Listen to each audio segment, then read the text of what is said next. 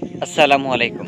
আপনি যদি সুস্থ থাকতে চান তাহলে আপনার উচিত সকাল সকাল ঘুম থেকে ওঠা, ফজরের নামাজ জামাতের সাথে আদায় করে আর না ঘুমানো। কেননা এই ফজরের যে বাতাসটা, এটা হচ্ছে রহমতি বাতাস। এই রকম ঠান্ডা স্নিগ্ধ বাতাস আর আপনি অন্য সময় পাবেন না। এবং আপনি যদি পাখির মতো জীবনযাপন করতে চান, সুস্থ সবল, সেক্ষেত্রে আপনার ফজর সময় ওঠা দরকার। আপনি যদি দেখেন যে ওখানে কিছু শালিক পাখি আছে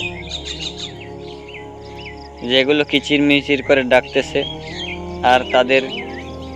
আর তারা তাদের কর্মকাণ্ড শুরু করে দিয়েছে, কাজকর্ম শুরু করে দিয়েছে। ওই খেজুর গাছ থেকে খেজুর খাচ্ছে আর ডাকতেছে, উড়াউড়ি করতেছে। এবং এই যে পাখিগুলো সবার আগে খাদ্য গ্রহণ করতেছে, এরা সন্ধ্যার আগে আগেই বাসায় যাবে। পৃথিবীতে মানুষই একমাত্র প্রাণী যে কিনা 24 ঘন্টা খাবার খায়। আপনার মানুষের কোনো খাওয়ার টাইম টেবিল নেই, এজন্যই মানুষ বেশি অসুস্থ হয়।